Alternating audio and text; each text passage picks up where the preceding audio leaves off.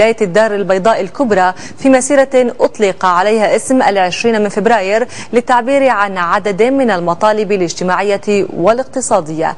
المزيد مع مريم البوداتي. لعل التوقيت كان يوحي باستجابة أضخم من قبل المواطنين لمسيرة 20 من فبراير. لحد الساعة المئات لبوا نداء بعض الأحزاب والجمعيات الحقوقية، واتخذوا من ساحة باب الأحد بالعاصمة الرباط منبرا لترديد مطالب اجتماعية واقتصادية. حسب المراقبين فإن الاستجابة المتوسطة تعود إلى الدعوة التي وجهها أمس السبت شبان من بين مؤسسي حركة حرية وديمقراطية. الحركة بررت قرار إلغاء مسيرة يوم 20 فبراير بأسباب عديدة، على رأسها عدم تأكيد جميع المشاركين على هويتهم السياسية وعلى موقفهم من داخل مرجعيتهم الأصلية من الملكية المغربية كنظام سياسي يحظى بالإجماع الوطني.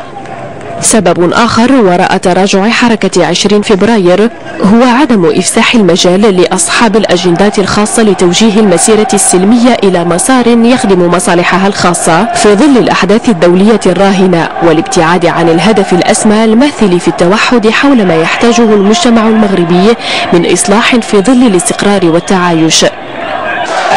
أنا هنا اليوم لمساندة حركة الشباب اللي دعات لهذه المسيرة من أجل التغيير، من أجل الكرامة، من أجل الديمقراطية. أنا كنحضر معاهم اليوم لأنني في بلدي وناضلت سنوات من أجل الإصلاحات السياسية والدستورية. مطالبنا أيضا الاجتماعية هي أنهم يستجبوا الشباب يكون عندنا خدمات اجتماعية متوفرة، صحة مجانية، تعليم مجاني وكل بكاليتي، يعني هذه هي المطالب ديالنا الأساسية. مطالب المتجمهرين ركزت على تحقيق الإصلاح ومحاربة الفساد وإطلاق أوراش تنموية كبرى لاستيعاب البطالة ومكافحة الفقر والتهميش لدى الفئات الأقل دخلا والتي تعاني أكثر من غيرها من ارتفاع أسعار المواد الاستهلاكية الأساسية. نتحول إلى ليبيا حيث ارتفعت حصيلة